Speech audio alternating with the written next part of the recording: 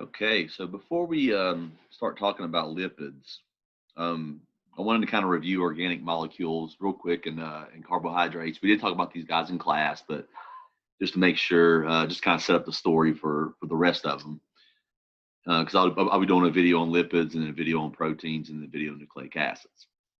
But organic molecules are molecules that have carbon and hydrogen, and are found primarily in living things. Okay, so they're like produced by living things.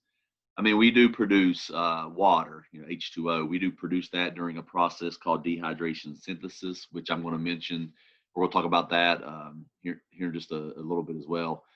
But we do produce, water, and we do produce CO2, carbon dioxide, but they're not considered organic because water has hydrogen, but it doesn't have carbon, and then carbon dioxide has carbon, but it doesn't have hydrogen. And so the branch of chemistry called organic chemistry is consists of molecules that contain both carbon and hydrogen and are primarily found in living organisms. Now, carbon is a great building block for life um, because it likes to form the strongest bonds possible, which is nonpolar covalent. So that's one thing that's good about carbon is it likes to share electrons and form the nonpolar covalent bonds where it shares it equally. Also, another good thing about carbon is out of all the major elements that are in the body, it can form the most bonds, which is four. So it can form four bonds. The other good thing is it can form chains like carbon chains and carbon rings. And I showed you guys the other day in class that when you have a carbon chain, each carbon in the chain will already have two bonds because of the chain, but it can still form two other bonds. Same thing with a ring. When you have a carbon ring, you still have two more bonds you can work with, and so that's what's cool about carbon. It basically it forms four bonds. It likes to form the nonpolar covalent bonds, the strongest bonds. It likes to form chains and rings, while it can still bond with other atoms as well. It can share one or two pairs of electrons, which means it can form a single bond or it can form a double bond. And so those are some of the great things about carbon. It's a wonderful building block. And if you follow all these carbons, what you'll see the four bonds. So you can see the four bonds around that carbon and around this carbon and around this carbon. And here's the chain. This carbon here, this carbon ring right here is a carbon ring with a little oxygen there. But all these carbons in the ring, they still have two bonds they can build off of. So you can build more and more and more coming off of it. Same thing with this chain right here. Each of the carbons still has two bonds that it can use to build off of. So that's the beautiful thing about carbon. And the three, or the four, I should say, because we'll cover three in videos, but the four groups of biological molecules, organic molecules that you see are carbohydrates, lipids, proteins, and nucleic acids, and that's what primarily your body is producing on a regular basis. Now, sometimes you'll have two molecules that are very, very similar to each other, but there'll be a little tiny difference. We call that a functional group. Here are some examples of functional groups. And sometimes a small difference could be all the difference in the world, like you see with stereoisomers. Stereoisomers are made up of the same stuff and the same sequence, but they'll have one little difference usually. And that one little difference is the arrangements of their functional groups. Number one, there is very important that this characteristic is critical to function, because the enzymes in your body may interact with one form of a molecule, or one version of a molecule, but it won't with another, or it may prefer one version versus another. And so some of the things you see, one is what's called cis versus trans. That's where you have two functional groups. If they're on the same side of the molecule, they call that cis configuration. And if they're on opposite ends of the molecule, that's called trans configuration. The word cis means same side, and the word trans means opposite side or across. Okay, we actually use those two sort of prefixes now with like genders, cisgender and transgender. Same kind of deal, that the same versus opposite or across. And so cis configuration, the two functional groups will be on the same side of the molecule, while trans configuration will be on opposite sides. Then you have, and that'll come into play, by the way, when we talk about trans fat in the lipid video. Actually, this is the lipid video, so we'll talk about it here in a minute. Then you have right versus left-handed, and sometimes your body prefers one versus the other. For example, your body can only use, and it talks about it right here, the enzymes in the body can only use right-handed sugars, and your body can only use left-handed amino acids to build a protein. So if you gave your body right-handed amino acids, it couldn't do anything with it. It's got to be left-handed amino acids.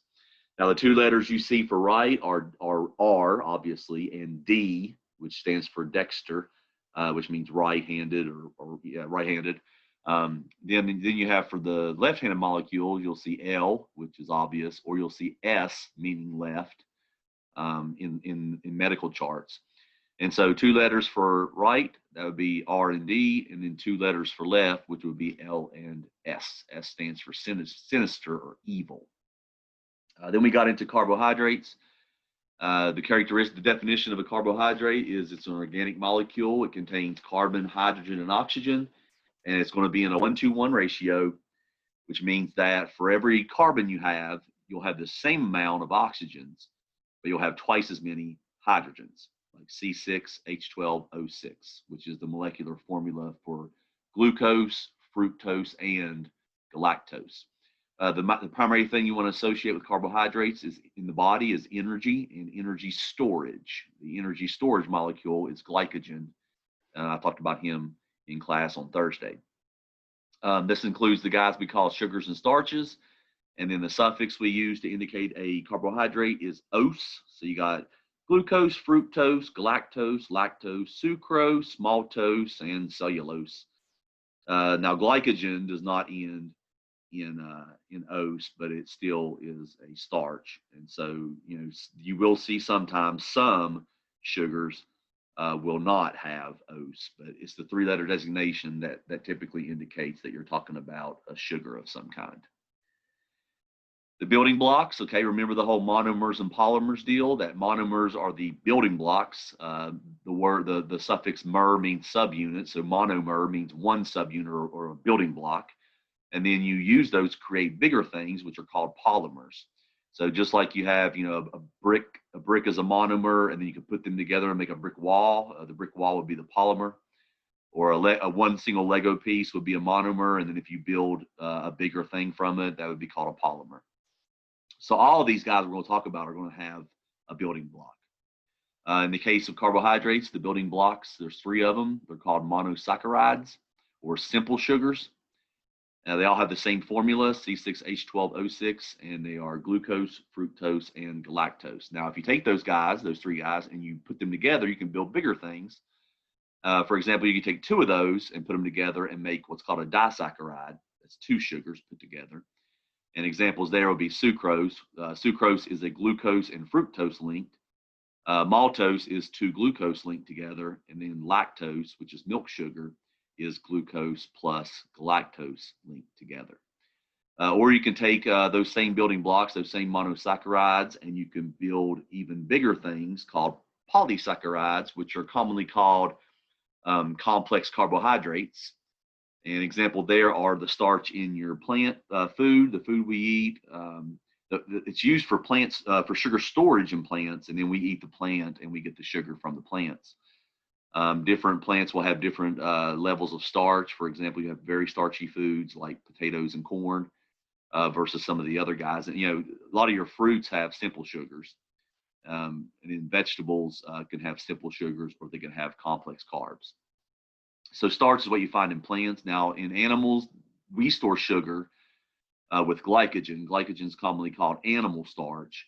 And there's 2 places in the body where we store glycogen or store sugar as glycogen. One is the muscles, but that's only for the muscles to use. So when a muscle cell stores glycogen, it's for that muscle cell. Then the other place where we store it is the liver. And what's cool about the liver is the ability it stores glycogen, but then it can turn around and release the glucose when the person, when you skip a meal or your blood sugar drops, it can then turn around and release the sugar back into the body. It has a special enzyme called glucose 6-phosphatase, which only the liver has. And so he's the only one who can turn around and release the sugar back into the body. Then you have cellulose, which makes up the cell walls of plants. We cannot digest cellulose. That that's like the tree bark out there on the trees, and you know, a lot of cellulose, like the paper products that we produce, or you know, that we make to write on and to type on. So there's glycogen there. There's the guy we're going to be talking about this semester and next semester.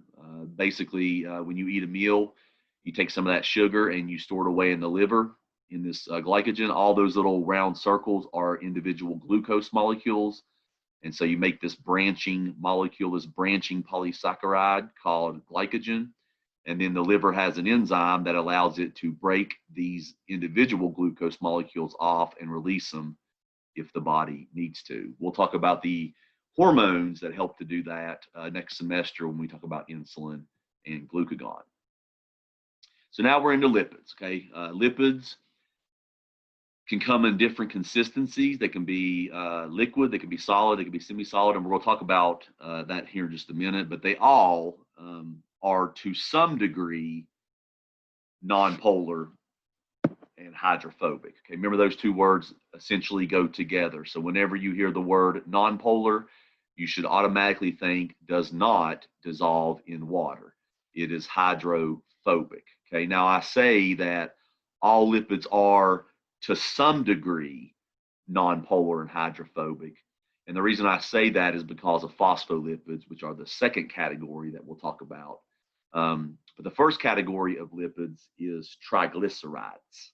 Okay, so when you're looking at your notes, your study guide, basically, on number 35 in chapter 2, where it says lipids, you want to put that all lipids, first of all, put that lipids are commonly called fats, oils, and waxes. So put that on number 35. And then you want to put that all lipids are, to some degree, nonpolar / hydrophobic, because those two words are basically interchangeable.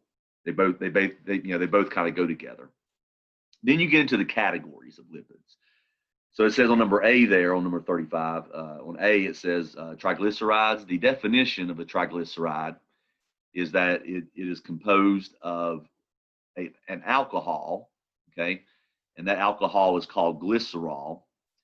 And then you have 3 fatty acids attached to that alcohol molecule, okay? So essentially you've got a glycerol. So let me draw it up here. You'll have like a glycerol molecule. And then coming off of that will be, let me erase that. Coming off of that will be 3 fatty acids. And the tri part, the tri in the name comes from 3. Tri means 3. So the tri part is the 3 fatty acids, and then the glyceride part is the glycerol molecule, okay? Now, what a fatty acid is, and we'll kind of pull up the whiteboard. Let me pull that up here. Okay, so let's talk a little bit about fatty acids. Whoa, sorry, didn't do it. There we go. Okay. So a fatty acid, so here's your glycerol. Okay, so glycerol is a 3-carbon molecule. It's a 3-carbon alcohol. And then a fatty acid is basically a carbon chain. Okay, so remember that carbon likes to form chains. So you'll have a carbon chain coming off of it, and there'll be 3 of them. Okay, so I'm going to do 2 of them this way, and then do 2 of them, or then do the last one a little bit different. Now, there's 2 basic types of fatty acids. You can have one where all of the carbons are linked together by single bonds, like you see with this one, these 2 here, okay? Now, coming off of those carbons, you have 2 more bonds you have to fill, because carbon can form 4 bonds. And so all the way down the chain, wherever you can put one, there'll be a hydrogen. And you'll actually hear them called hydrocarbons, because they're basically just carbon and hydrogen. So all the way down the line, you've got these hydrogens. Now, the last guy here in the chain, he's got 1 bond. Okay, so he can form 3 more. So you'll have a hydrogen there, you'll have a hydrogen there, and you'll have a hydrogen there. Okay, same thing with this guy. All the way down the line, you'll have hydrogens wherever you can put them. Okay, so that's one type you can have. Now I'm gonna erase this middle guy though. Just keep in mind that he is there. I'm gonna erase him. But that right there is called a saturated, okay? A saturated fatty acid. If you have all single bonds, right, so let me pull up another page here. A saturated fatty acid is where all the carbons in the chain are linked together by single bonds.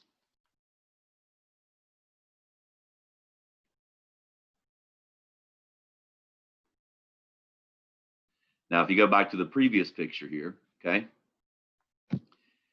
notice that the hydrogens go all the way around the molecule. Okay, there's basically, it's essentially surrounded by hydrogen. Okay, and that's why they call it saturated, because it's basically saturated with hydrogen. There's hydrogens all around it. It's saturated with hydrogen. Okay, so now that's why they call it a saturated fat. And so back to the page here, okay, the reason they call it a saturated fat is because it's saturated with hydrogens. It's all around it.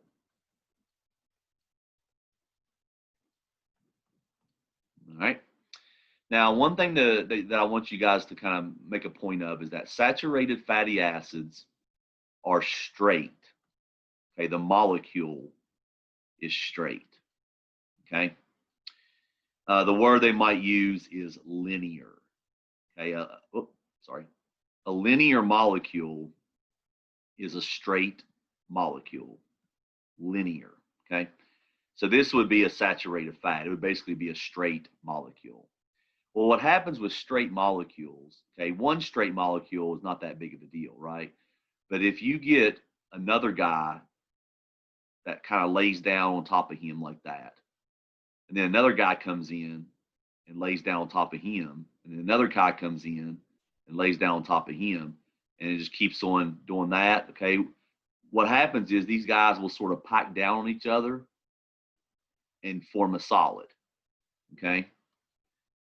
So what these guys do is they tend to pack down on each other into a solid. Okay, so saturated fats are solid at room temperature. Okay? They typically come from animal sources, although you do have saturated fats in certain fruits and vegetables. For example, you hear about them with coconuts. But right here, okay, this right here is the issue with saturated fats. The fact that they're straight molecules and they tend to pack down on each other and form a solid. Now that happens inside your body. And when it happens inside your body, it'll form a solid structure, which we call a plaque. Okay. A plaque is basically a solid substance that's produced by a bunch of saturated fats packing down on each other. It's kind of like pages in a book if you think about it. Okay. It's like one, imagine, you know, one page, one piece of paper is like a saturated fat. Okay. One straight piece of paper. One straight piece of paper isn't that big of a deal. It's not heavy, you know, it's not a solid, it's not a super solid structure, right? But if you get a bunch of pieces of papers stacking on each other, it can form a nice solid structure, and heavy too. You know, like I always think about copy paper. You know, one piece of copy paper, no big deal, right? But if you put like 500 sheets of copy paper together, which is like what you buy at the store when you need copy paper, you buy a package of like 500 pieces of paper together. That's a solid structure. I mean, you could hit somebody with that and hurt them. That's kind of what's going on here. It's kind of like pages in a book where, you know, they just keep stacking on each other and stacking on each other. And eventually you can get a pretty big, heavy book, right?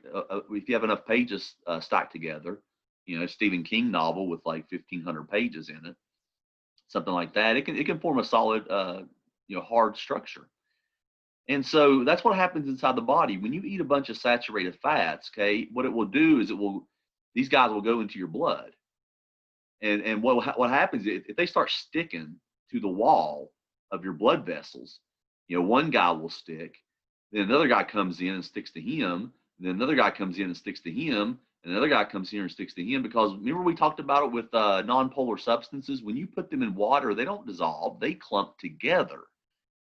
Okay, now we're in blood right now. This is blood. So what happens is when saturated fats go into the blood, they'll coalesce. They'll basically come together and form a solid. And if it gets stuck into the wall, into the wall of your blood vessel, you'll start getting a plaque starting to form. And over time, it would just continue and continue and continue. And it will restrict blood flow. And then eventually, if it clogs that artery all the way up, it can cause what's called an infarction, which is where you have a complete blockage in blood flow. And if that happens to the arteries that supply your heart, that's called a myocardial infarction, which is the fancy term for a heart attack. If this is a blood vessel that supplies your brain, that blood can't get to the brain, that will cause a stroke.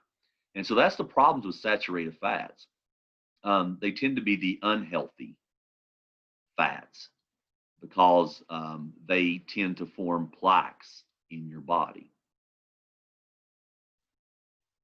And if that happens, in your blood vessels, that can cause major issues. So that's the whole idea behind saturated fats. Okay, all the carbons are linked together by single bonds. So there's hydrogens all around it. It's saturated with hydrogen. It's a straight linear molecule, and it tends to pack down on each other like pages in a book. And then it packs down into a solid. It's solid at room temperature, and inside the body, it tends to clog up your body. Okay, it's kind of the way to look at it. It clogs up the body.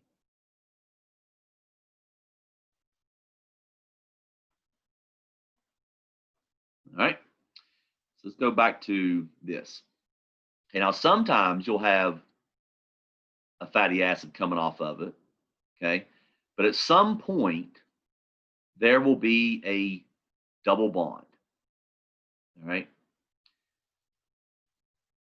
Like this right here. Now, if you put in your hydrogen, so here's that guy's going to get 2, this guy's going to get 2, this guy's going to get 2, okay? But when you get to this guy right here, okay, he's already got 3 bonds. He's got 1, 2, 3. Okay, so he can only have 1 hydrogen coming off of him.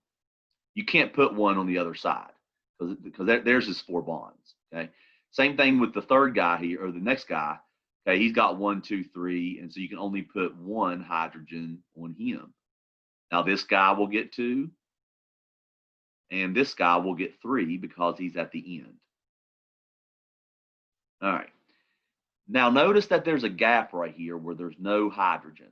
Okay, so the hydrogen doesn't go all the way around it like it does on the top guy there. There is spaces, there's gaps. Okay, so this guy is not saturated with hydrogen. There are some spaces where there is no hydrogen. So that's why we call these guys are called unsaturated fats. Okay, so let me go bring up another one here, new page. Okay, so an unsaturated fat contains double bonds. Now, how many it has, you have what's called a mono unsaturated fat. That means it has 1 double bond. And then you have poly unsaturated fats. They have multiple double bonds. But an unsaturated fat, okay, one of the things I want you to notice is that, if I go back to this, the previous page there, okay, that double bond, okay, if both of the hydrogens are on the same side, okay, now what's that called? Cis, right? Cis configuration.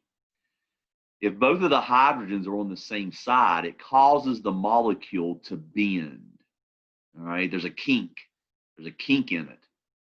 And so an unsaturated fat is a bent molecule. So instead of being straight, it's bent. So it looks more like that, okay? Well, bent molecules will not pack down on each other, okay, like straight molecules will. they have trouble packing down on each other. Just like if you tried to create a solid structure with paper, okay, if all the papers are straight, you can put them down on top of each other, just like a copy paper package, and it can become a nice, solid, heavy structure, right? Well, imagine that you tried to, you took those, excuse me, you took those 500 pieces of paper and you crumpled them up, okay? You crumpled them up into a ball. And then you try to stack them on each other. They're not going to stack into a nice, flat arrangement to where a solid will form, okay? So it'd be just like you trying to stack. I mean, you probably had that happen before where you stack papers and maybe one or two of them has a bend in them, or one or, it just doesn't stack. It doesn't pack down like it's supposed to, right? That's kind of what's going on here. These guys do not pack down, okay, into a solid. And so these guys, unsaturated fats, tend to be liquid at room temperature. Okay, so these are your oils. Now, because of this, because they don't like to pack down on each other, these guys are the quote unquote healthier fats because they don't clog up your body like your saturated fats do. So what you try to do is you try to limit the amount of saturated fats in your diet, and you try to increase the amount of unsaturated fats. And that's why you have these certain diets like the Mediterranean diet, which is high in unsaturated fats. For example, olive oil, fish, the fish oils that you hear about. Fish oils is very good for you. Unsaturated fats, not just because of this, not just because of it doesn't clog up your body like saturated fats do, but also unsaturated fats have been tied to reduced inflammation and increased nerve function and things like that. I mean, there's a lot of health benefits to unsaturated fats. Our problem here in America is we love to eat a lot of meats, right? We like to eat a lot of animal meats, and it really depends on the animal meat too. Like I said, fish is great for you as far as unsaturated fats are concerned. Fish oils. So there's even rankings of meat, which ones are better for you and which ones are worse for you. And a lot of it comes back to the amount of saturated fat versus unsaturated fat. I mean, saturated fat is like the fat you trim away from your steak before you eat it, or you eat the fat, which because it's delicious, but it's not great for you. It's already a solid, okay? It's already a solid when you eat it. When it goes into your body, it tends to stay a solid or form another solid in your body. So you try to get more oils in your diet, which comes typically from plant sources, vegetable sources, and fish. And so that's kind of how it works. Unsaturated fats do not pack down because they're a bent molecule.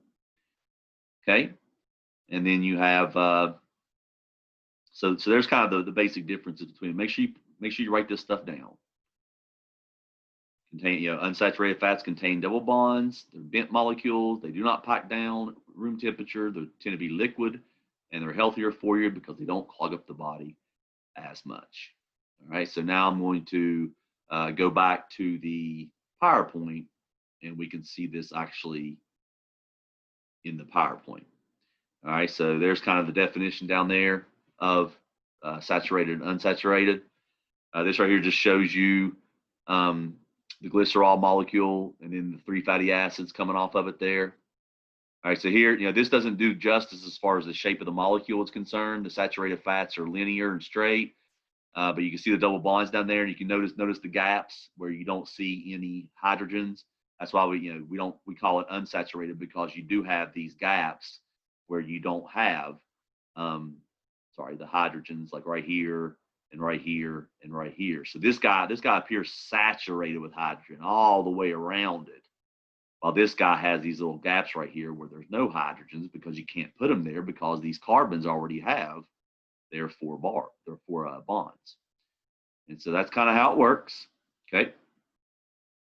Clear that off. And let's go to the next page and take a look at it.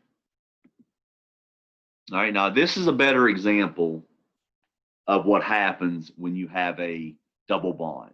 Okay. Over here, you can see that the two hydrogens, okay, the hydrogen's the yellow guy, the two hydrogens, okay, so this guy here, there's the double bond, so this guy gets a hydrogen, one hydrogen, this guy gets one hydrogen, and they're on the same side, okay, the same side. Now, when that happens, when on the same side, the molecule bends, and it doesn't pack down into a solid. But the problem is over here, okay? This is called a trans configuration, where you have one hydrogen on one side and you have one hydrogen on the other side. That's where we get the term trans fat, okay? So here's the issue with trans fats. What they will do, okay, the problem is that oils tend to spoil quicker. Okay, liquids tend to spoil quicker than solids. When supermarkets and fast food restaurants started to become popular, they wanted to have the food last longer. Okay, because when you're in a supermarket, if you're running a supermarket and the food spoils, you lose money. If it's your business and the food spoils, you lose money.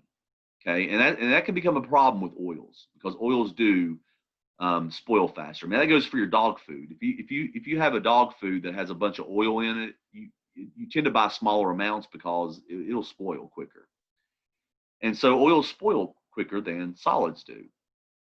Well, you wanted to, if you're a supermarket owner, you wanted to put the product on the shelf, and you don't know how long it's going to be there before somebody buys it, right?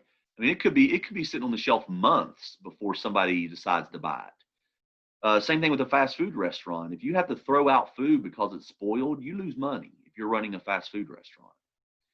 Well, back in the 1800s, so this is before supermarkets and before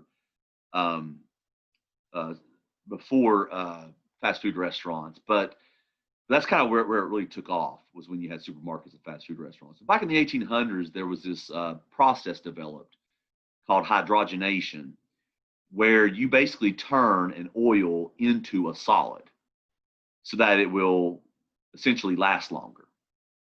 Okay, and what you do is you take an oil and you force hydrogen into it. You bubble hydrogen through oils. And what it does is it turns the oil into a creamy food, a more solid food, and that increases its shelf life. Okay. The problem, though, is what it does. Okay, like we talked about just now, that a straight molecule tends to be solid, right? While a bent molecule tends to be liquid. Well, when you're turning a liquid into a solid, okay, what does that basically mean? That means you're taking something bent and you're making it straight. Okay? That's what's happening here. When you do hydrogenation, notice what it says here. Sometimes the orientation of the hydrogen atoms are changed from the natural cis configuration, where both the hydrogens are on the same side. And instead, what you get is this, where one hydrogen is on one side and one hydrogen is on the other side. Now, notice what happened to the molecule. Okay, you can actually see it here on this picture here, right? This is cis configuration on the left. This is trans configuration. What do you notice? It's a straight molecule. Okay, so what does that mean? That means it's going to behave in the body like a saturated fat. Okay, so let's bring up our whiteboard here. Let's make another page. And let's talk about trans fat. Okay, trans fat is created, okay, produced through hydrogenation, the process of taking a liquid and turning it into a solid. You're taking an oil, you're bubbling hydrogen into it, okay, and then you're turning it into a solid. the molecule is going to go from the natural bent configuration, the cis configuration, which is a bent molecule, and you're going to turn it into a straight molecule, and it's called the trans configuration, where the hydrogens are on opposite sides. So you got carbon, carbon, double bond, carbon, and then keep on going, okay? If the hydrogens are on opposite sides right here, that straightens out the molecule and creates what we call a trans fat. All right, so a trans fat is going to behave like a saturated fat in the body. That's one thing that's bad, okay? So what that means is it's going to clog you up, clogs up the body. You're going to form plaques. But here's the even worse thing. Trans fats, there is some naturally occurring trans fats, but they're few and far between. And our ancestors did not consume a lot of trans fats, okay? The natural configuration for unsaturated fats is cis. That's what you see like 99% in nature, right? There is some natural trans fats, but they're not in high enough quantities. Our ancestors didn't consume a lot, okay? Well, we get our abilities from our ancestors. You know, the ability to metabolize and break down things comes from our genetics and our enzymes that we inherit from our ancestors. Well, our ancestors never developed the ability to break down trans fat because they never consumed it in large amounts, okay? So essentially, when you take in trans fat, you don't have the ability to break it down. I mean, if you take in saturated fats, our ancestors ate meat, right? Our ancestors ate some saturated fats. Well, what you do is you break it down and remove it. You know, you break it down and you use it. If you consume a lot of it, like we like to do here in America, but if you consume a lot of it, it will clog you up, right? If you eat McDonald's every day, it's not good for you. A little bit of meat here and there is not horrible, but you're supposed to kind of limit the amount of saturated fats. Okay. Same thing with cis configuration. With cis unsaturated, okay, that's in nature. Our ancestors ate vegetables, right? Our ancestors ate fish, and so they're able to, you know, they were able to break it down and use it. They had the enzymes necessary to do that. Well, here's the problem with trans fat. Okay, we don't have the enzymes to break it down. So when trans fat goes in your body, you do not break it down and use it like you should. And so what does it do? It builds up. Okay, it builds up in the body because you can't break it down. If you can't break something down, it accumulates, right? That's the main problem with trans fats is it accumulates a lot quicker in the body than the other two types of fat. Okay, saturated fat does accumulate, it does clog you up, but you know, as long as you limit it, your body's able to deal with it because we can break it down and use it. A cis unsaturated fat, we can break it down and use it. A trans fat, we cannot break it down and use it. And so it accumulates a lot quicker, which means it clogs you up a lot quicker, okay? Now, when trans fat first came out, it was like a breakthrough. It was like, yeah, you know, trans fat, woohoo, made things taste good, made things last longer. It's all good. Then we started to see the negative effects due to long-term consumption. And you see this massive increase in cardiovascular disease, type 2 diabetes, obesity, all this stuff, okay? With the advent or the use of trans fat in large quantities, which happened with the advent of the supermarket and fast food. So you can trace some of this stuff, this epidemics of diabetes and obesity and cardiovascular disease. You can trace it back to the advent of supermarkets and fast food, the poor diet, and the large amounts of trans fat that we have in a fast food diet or in supermarket products. So the original idea to make something last longer, to increase its shelf life, that was a good idea. But this is what happened. This is that nasty side effect, okay? During hydrogenation, When you're turning something from an oil into a solid, you change the molecule. You change it from a cis configuration to a trans configuration. It straightens out the molecule. It behaves like a saturated fat in the body. And not only that, we have a hard time breaking it down. And so it accumulates a lot quicker in our body. I mean, they are finding kids 7, 8 years old that have plaque buildup in their arteries because of their diet, their fast food rich diet. So what they're trying to do now is limit and possibly eliminate all trans fat from food, because we realize now just how bad it is. Okay. So that's kind of the idea behind trans fat. It accumulates very quickly in your body because you don't have the ability to break it down, because you don't have the enzymes necessary to break it down. It just builds up quickly in your body. Look at that. Look at that down at the bottom too. It also carries away bad cholesterol. It carries it. It carries bad cholesterol towards your heart, where it gets laid down as plaque and clogs up your arteries and causes heart attacks. And then it carries the good cholesterol to your liver, and you end up getting rid of it by putting it in BIOL. And so it has that double whammy effect. It raises your bad cholesterol and it lowers your good cholesterol. So trans fat in general is very bad. Now, here's the deal, though. Even if it says 0 grams of trans fat on a product's label, okay, what you need to look for is 2 more words, okay? If it says 0 grams of trans fat, look right after that for per serving, okay? That per serving part, that little per serving part they put in there is a big deal, because what they basically do is they basically say, like the FDA says, if you can get below this per serving, if you can get below 0.5 grams per serving, you can round down to 0. Okay.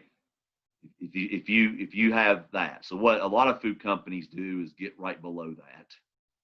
You know.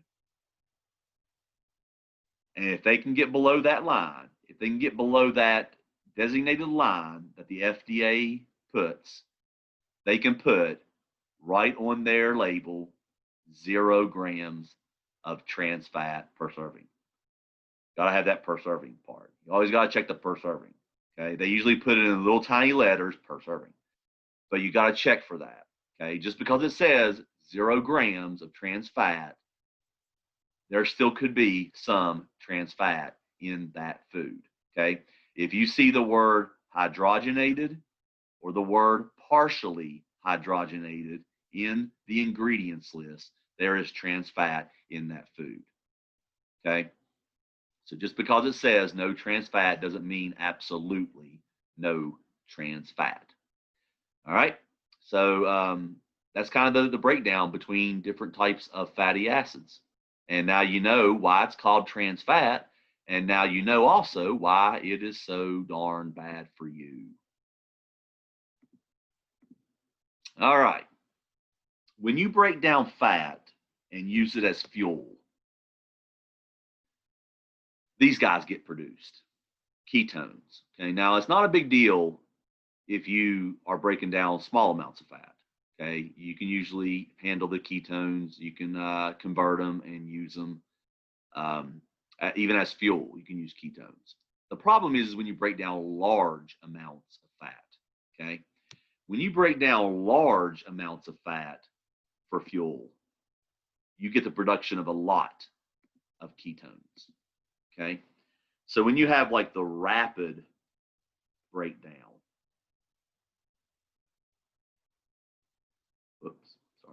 the rapid breakdown of large amounts of fat, that leads to a buildup of ketones. It's like your body can't metabolize and get rid of it as quickly as it should. Now, what happens is when ketones go up in your blood pH goes down. Okay. And that leads to acidic blood, and that's called ketoacidosis. All right. Elevated ketones, like right here, elevated ketones is called ketosis. That may not be dangerous. In fact, A lot of the keto diet actually wants you to be in ketosis. That means you're breaking down fat. That means you're losing weight. Okay. But if the ketone levels get high enough to lower your pH, then that can cause ketoacidosis, which can actually kill you. Okay. Now, the places where you see ketoacidosis is when somebody's on a strict low carb diet. Okay, like your keto diets, you got to be careful doing your keto diets. But the real place where you see it a lot in the hospital is uncontrolled diabetes. Okay, people that have diabetes can't use sugar as a fuel source. So the next fuel source is fat. Okay, they can't use sugar, and so they start breaking down large amounts of fat, and that's why diabetics, especially type 1, type 1 diabetes is where you see ketoacidosis a lot. Typically, when you're type 1, you tend to lose weight very rapidly because you're breaking down huge amounts of fat because you can't use sugar. But uncontrolled diabetes, when you break down large amounts of fat, you get the production of a lot of ketones, and then that lowers your pH and causes ketoacidosis. They actually call it DKA, which is diabetic ketoacidosis, DKA, and that can kill a diabetic. I had a friend who died at 36 years old from DKA, from diabetic ketoacidosis. He had type 1 diabetes. So be careful with your strict low carb diets. Low carb diets work. I'll be the first to admit that. I've lost 35 pounds. I lost 35 pounds in a year. Last year at this time, I was close to 240, and now I'm down to about 205, 200. So I've lost about 35 pounds since last August. And I did it with low carb. I did it with keto, or I just limited the amount of carbs that I had in my diet, and it works. It does. But you got to be careful, okay? You actually want to be in ketosis, but you got to watch to make sure that you don't go too far with the ketone production, because it can lead to ketoacidosis. Now, check this out, okay? When ketones are produced, they'll release the carbon dioxide, and look what's left over, acetone, okay? Acetone is the chemical in nail polish remover. It gives it that smell, that nail polish remover smell. And when somebody's in ketoacidosis a lot of times, or ketosis, I mean, a lot of those keto diet websites will recommend you start using breath spray because you can smell it on the person's breath. You can smell the acetone in their breath when they're in ketosis. And when they're in ketoacidosis, it's a very strong smell. Some people say it smells like fruity smell, juicy fruit gum, but you can smell the acetone in the person's breath when they are in ketoacidosis or in ketosis. So ketosis is not necessarily a bad thing. In fact, that's what you want with low carb diets. But you don't want to go into ketoacidosis, which can cause major problems to the functioning of your body. So number 4, under A, put that ketones are formed by the breakdown of fat. And when you break down large amounts of fat, it can send you into ketosis and possibly even ketoacidosis because ketones lower your pH, your blood pH. Second type of lipid are called phospholipids. What's interesting about them is, they're made of a glycerol, and they have 2 fatty acids. But instead of the third fatty acid, they have a phosphate group. Now, what's interesting about a phosphate group is it has a charge, okay? Phosphate is negative. So what that means is that part of the phospholipid is polar. That part has a charge. And so what they typically show you with a phospholipid is they'll draw it like this down at the bottom. Okay, they'll draw it like almost like a tadpole, but with 2 tails right there. Okay, the head is the phosphate group. That's negative. Okay, that's polar. That part likes water. It's hydrophilic. And then the 2 tails are the fatty acids. Okay, so they'll draw it like this. You got the head and you got the 2 tails. The head is polar. That means it likes water. It's hydrophilic. And then the tail part is nonpolar.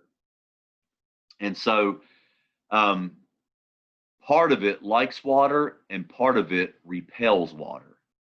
That's the beauty of a phospholipid. Now you need to go back to earlier in the chapter, and it's number 20 on your I think it's number 20. Yeah, number 20 on your notes. There's a thing called amphipathic molecules right here. Okay, amphipathic molecules. These are molecules that have both a polar region and a non-polar region. Example, phospholipids. Okay, what's interesting about these guys is they're dual purpose. One part's polar, one part's non-polar. One part likes water, one part repels water. That's what's cool about amphipathic molecules. Okay, so you need to go back to number 20 and put that amphipathic molecules have both a polar region and a non-polar region. For example, phospholipids. They are dual purpose. Part of them like water, part of them interact with water, and then part of them repel water. So phospholipids are an example of an amphipathic molecule. Part of the molecule repels water, and part of the molecule attracts water. And so if you put a bunch of phospholipids on top of water, they will basically stand on their heads like you see here, because the heads like water and the tails repel water. If you put them down inside of water, they will arrange themselves like this, with the heads pointing out, because the heads like water and the tails will point towards each other. And this part here will be waterproof. Okay, this area in here basically repels water. This is how the membrane's set up. Okay, one of the places where you hear about phospholipids is the cell membrane. And that's what you need to put down underneath phospholipids, is that these guys are the major component of cell membranes. We're going to talk about this more in chapter 4. But the cell membrane is made up of 2 layers of phospholipids, because out here is water outside the cell, and then inside the cell is also water. The heads point out towards the water, and the tails point towards each other. And this right here is the waterproof barrier that's around every cell in your body. So for phospholipids, what you got to put is, for B, put that they are amphipathic molecules. Part of them, the head part interacts with water, while the tails repel water. And then you can put that they are a very important component. They're the primary component of cell membranes. Cell membranes are made up of phospholipids. And we'll talk way more about that when we get to chapter 4 and the cell membrane. Last category of lipids are steroids. They are all created with cholesterol. Okay, cholesterol is a steroid. The precursor, okay? So all steroids, this is underneath C, number 1, all steroids are created by modifying cholesterol. Cholesterol is not a bad thing, okay? One of the things I always tell my students is that I'm here to bring back the good name of cholesterol. Okay, cholesterol is actually a vital chemical, a vital molecule in your body. You have to have cholesterol in your body. And one of the reasons you have to have cholesterol is because you need him to make steroid hormones. You need him to make vitamin D, BIOL. He is a very, very important substance, okay? But all steroids are created by modifying cholesterol. Then there's a pre-letter so look right here. You can take cholesterol. Here's cholesterol. And if you tweak him, if you remove side chains and add side chains, you can create cortisol, which is a steroid hormone. You can create testosterone, or you can create estradiol, which is a female, sex hormone. So notice that they all have this same 4 carbon ring backbone. Okay, so these are 4 carbon rings. Cholesterol has that 4 carbon ring backbone, and so do all 3 of these guys, because these are all created by modifying cholesterol. Look how similar estradiol is to testosterone. They are very similar to each other. There are some differences, okay, but they are similar as well. Those are the 2 main differences right there between testosterone and estradiol. This is a male hormone. That's a female hormone. So basically, this methyl group here and this double bonded oxygen instead of a hydroxyl group, those guys there, that's the main difference between growing beard and growing boobs. So remember, I told you guys, sometimes the littlest difference could be all the difference in the world. These little tiny modifications, these little tiny differences in functional groups could make all the difference in the world. Okay. So that right there is your lipids. Most of the information is in the triglyceride part, the saturated fats, the unsaturated fats, the trans fats, the ketones. Then for phospholipids, and then steroids, you just need to know a little bit of stuff. The last thing on the steroids, okay, number 2, is that there's actually 2 different suffixes that you see a lot for steroids. Okay, one is O-N-E, own, like testosterone, hydrocortisone, prednisone, okay, triaminosolone. All these guys, they have own as their N suffix. That means steroid, O-N-E. Also, you might see steroids end with O-L, like cholesterol, cortisol, estradiol, okay?